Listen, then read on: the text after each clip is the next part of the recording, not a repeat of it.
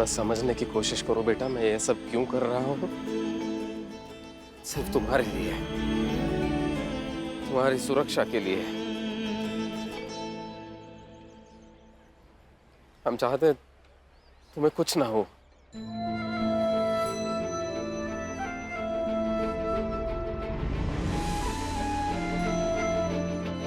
अगर तुम्हें कुछ हो गया तो हम सब क्या करेंगे बेटा। देख रहे हैं ना आप, अटल के लिए इतना कुछ, और हमारे लिए हम 2 दिनों से घर से बाहर रह रहे हैं, किसी को कुछ पड़ी नहीं है।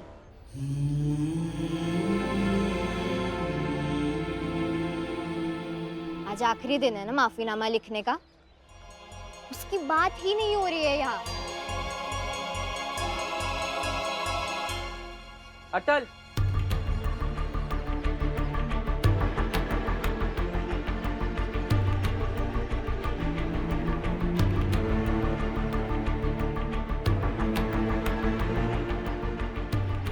बाबूजी को तो बटेश्वर जाने से रोक लिया, लेकिन मैं तो तुम्हारा बड़ा भाई हूं ना, मुझे भी बेरोजगार होने से बचा लो।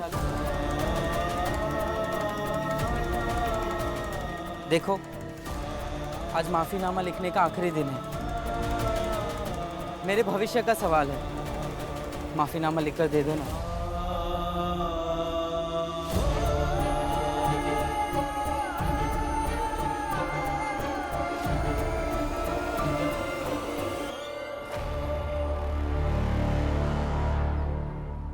और अटल, तुम्हारे एक माफीनामा लिखने से 2-2 लोगों की नौकरी बच जाएगी। अगर इतना समझ गए हो तो ये भी समझो ना अटल। भाभी, बाबूजी को बटेश्वर जाने से रोकने का यही रास्ता था, लेकिन आपको और जीजा जी को नौकरी दिलाने का एक रास्ता है मेरे पास।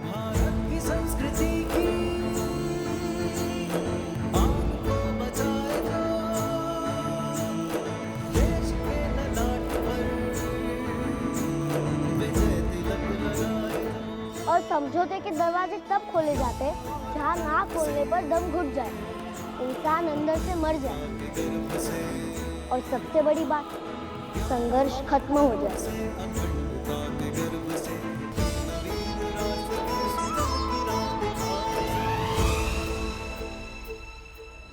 करने दो संघर्ष।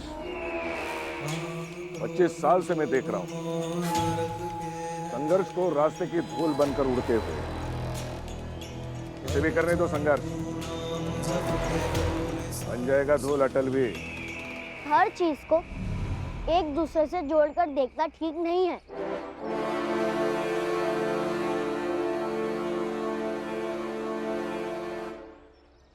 सीधे सीधे बोलो ना अटल, ना ही तुम्हें मेरे खुशियों की चिंता है और ना ही आलोक जीजा जी की खुशियों से तुम्हें कुछ लेना देना। अटल, अवध,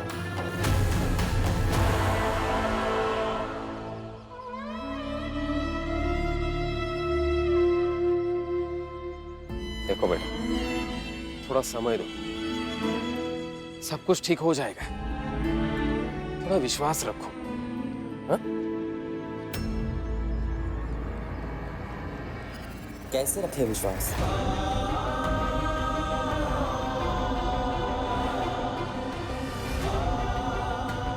हाँ बाबूजी, कैसे रखे विश्वास।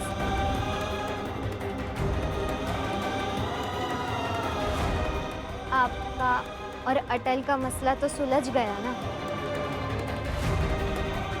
नहीं, अच्छी बात है। अब हमारे मसले से क्या ही लेना देना।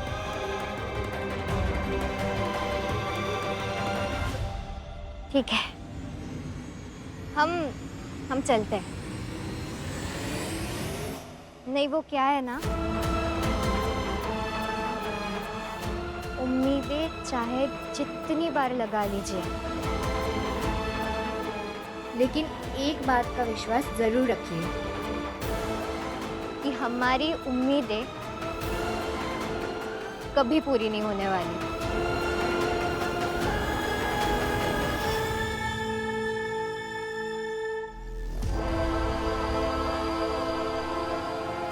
चलिए।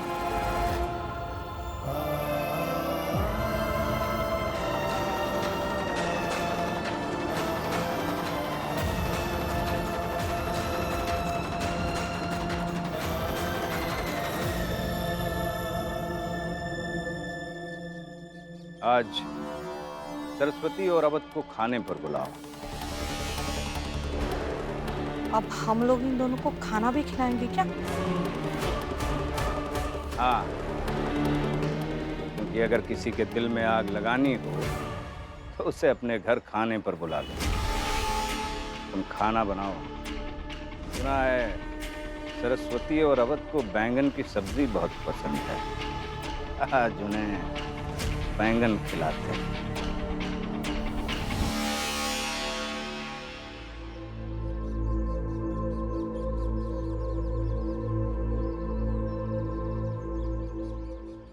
अटल, बाबूजी ने जो किया, उसके बाद भी क्या तुम? नहीं, मैं जान गया हूँ कि सुदर्शन त्रिपाठी जी से बहस नहीं करनी है तो नहीं करूँगा और ना ही उनसे उलझूंगा। उन्हें बस देखूंगा और देखते ही रहूंगा। उनकी बातें सुनूंगा। ये सब जान गया हूँ मैं। अटल पर हर एक चीज का बहुत प्रभाव पड़ता है। जैसे बाबूजी ने जो किया सही तो किया। अटल अभी है तो बच्चा ही ना, उसे इन सब चीजों से बचकर ही रहना चाहिए। ठीक उसी तरह जैसे एक नन्हे पौधे को तूफान से बचकर रहना चाहिए।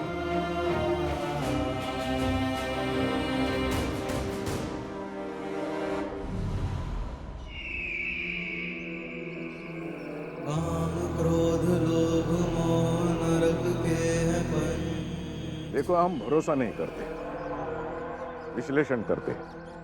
पता तो चल ही जाएगा, लेकिन समाचार तुम लाए हो, इसलिए तसल्ली करना चाहते हैं। तो यही समाचार है ना कि अटल अब हमसे उलझेगा नहीं? जी जी महाराज, अटल ने यही कहा है। तुमसे कहा? नहीं महाराज, अपने बाप से। तो तुम अपने पिता को बाप कहते हो? नहीं नहीं नहीं महाराज, बाबूजी। तो किसी के पिता का सम्मान अपने पिता के बराबर किया करो। जी जी महाराज।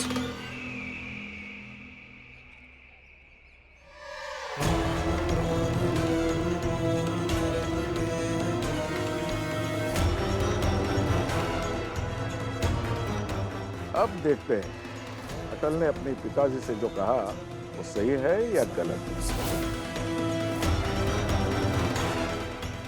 आओ अटल बिहारी वाजपेयी, आ जाओ। अटल, बहस मत करना। हाँ अटल, बाबूजी को दिया हुआ वचन याद रखना।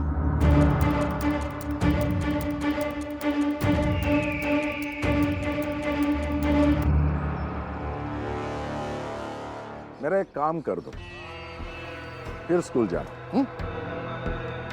सुना है आप अपने पिताजी से कहकर आए हैं, वचन देकर आए हैं कि ना हमारे साथ उलझोगे ना बहस करोगे। तो देखते हैं आपने जो आपके पिताजी से कहा है उसे मानते हैं या नहीं।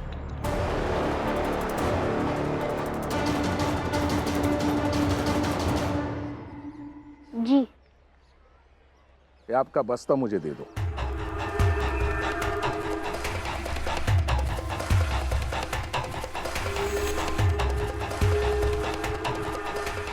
अब एक काम करो, वहां पे जो पत्थर पड़े ना, उसे यहां लेके आओ, यहां पे रखो।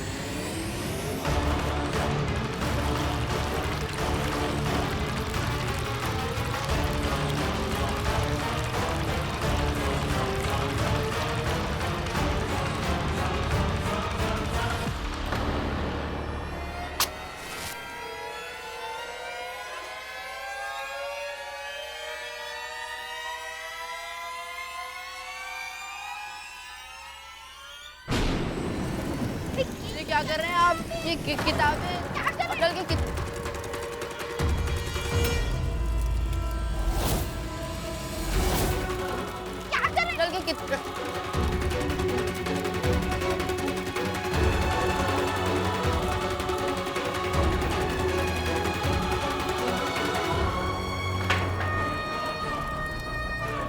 मेरा बक्सा! अरे क्या कर रहे हैं आप? अरे छोड़िए मुझे! अरे छोड़िएगा!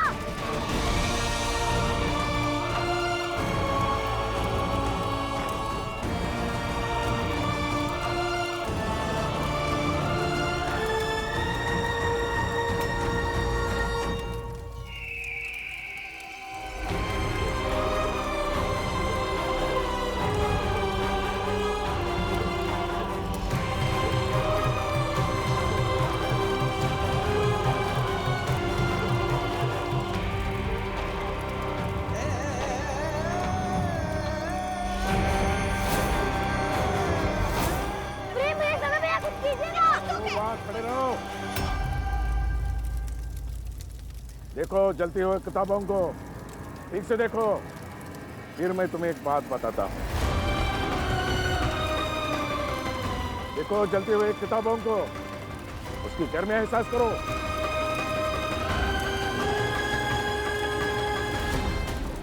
समझे?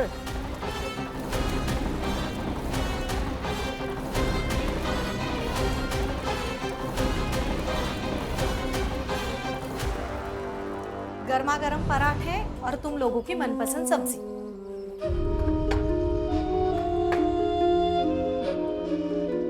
खाओ।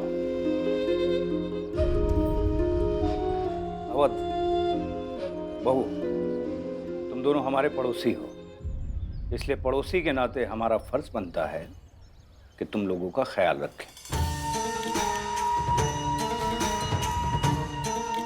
वैसे भी तुम लोगों की हालत और हालात इस वक्त दोनों ही खराब हैं, और सच कहूं तो इसके जिम्मेदार तुम्हारे घर वाले ही हैं। इसलिए मैंने तुम दोनों को यहां बुलाया है कि बैठकर उसका कोई हल निकाला जा सके। कैसा हल तोमर चाचा? एक तो ये सारी बातें अटल से ही जुड़ी हुई है, और एक माफीनामा लिखना है ना, लेकिन नहीं, अटल इस बात को समझ ही नहीं रहा। अब क्या करें हम? देखो बहू, हमारे पुलिस डिपार्टमेंट में एक बात सिखाई जाती है कि अगर बातों से दरवाजा ना खुले तो दरवाजा लात मारकर तोड़ देना चाहिए। तुम लोग भी मत सोचो, तोड़ दो।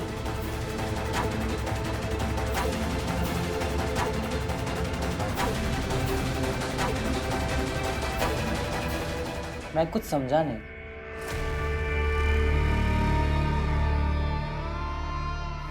अरे अवध बेटा, पहले खाना खा लो, बाद में बात करते। खाओ खाओ, सब्जी ठंडी हो जाएगी।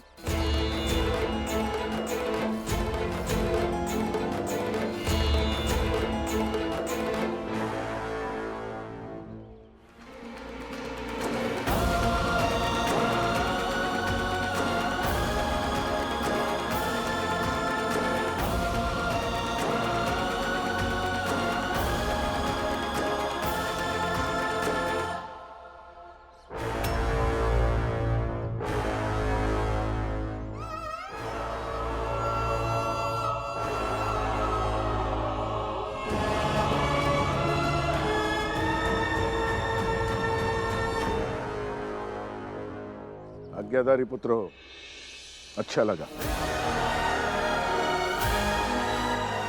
चलो।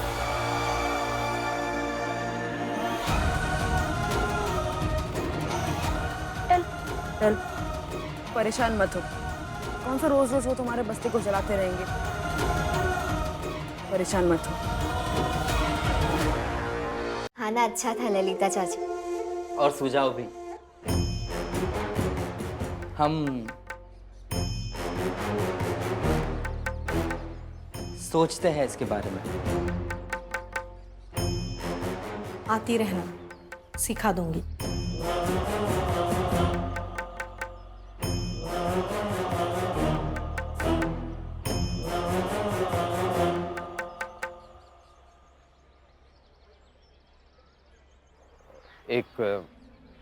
महाराज जी के करीबी आदमी हैं, मैं जानता हूं उन्हें। मैं उनसे मिलते हुए जाता हूं। ये सुदर्शन त्रिपाठी जी का मामला महाराज जी तक पहुंचाना जरूरी है। कृष्णा, मुझे डर लग रहा है, हमारे परिवार के लिए, बच्चों के लिए।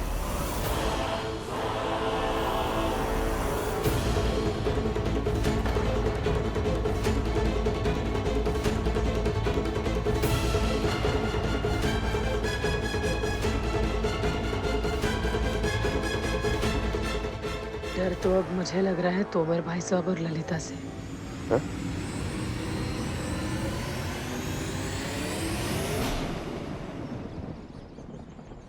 अटल के बाबूजी, दोष सिर्फ दूसरों का नहीं है, कुछ दोष तो अपने खून में भी है।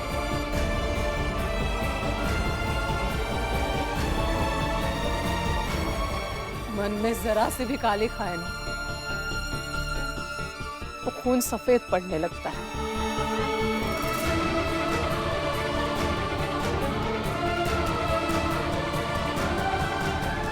सफेद काला सब इसी दुनिया में है माँ, और दुनियादारी निभानी पड़ती है, क्योंकि अपने ही लोग दुनिया खराब करने लगे, साथ ना दे तो किसी ना किसी का साथ लेना पड़ता है।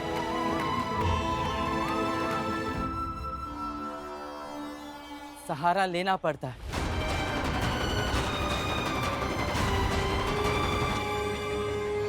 संभल जाओ अवध बेटा।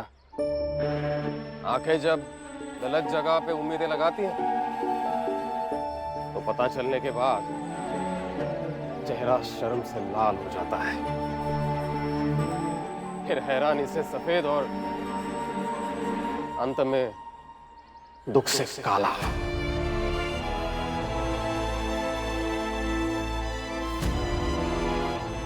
फिलहाल तो अटल के हाथ काले दिख रहे हैं बाबूजी।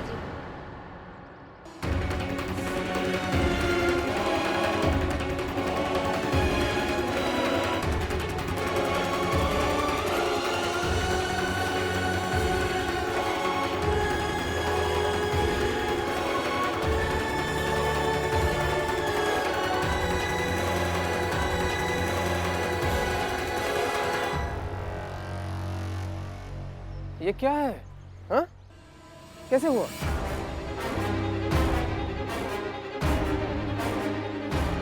आपको दिया हुआ वचन बाबूजी, उन्होंने मेरी किताब जला दी।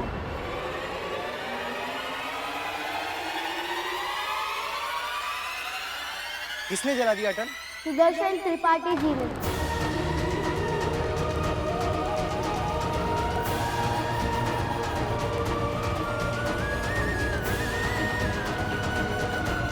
जबरदस्ती झोला छीनकर उसमें मिट्टी का तेल डालकर उन्होंने झोला जला दिया।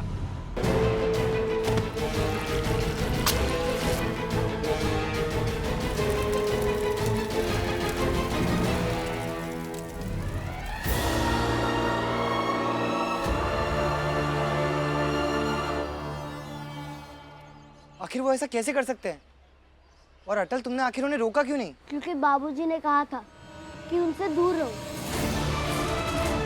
इसलिए मैंने उन्हें कुछ नहीं किया और कुछ नहीं कहा।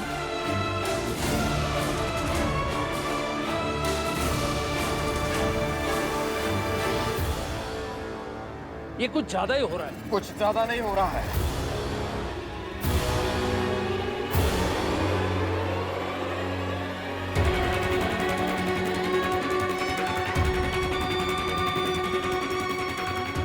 कुछ नहीं होगा।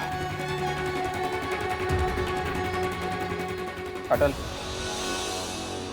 तुम घर में रहोगे, कहीं नहीं जाना है अब। तुम दोनों भी घर में रहोगे। कृष्णा, अब संभाल लेना, मैं जाता हूँ, सब ठीक हो जाएगा। हाँ, आप भी जरा संभल के।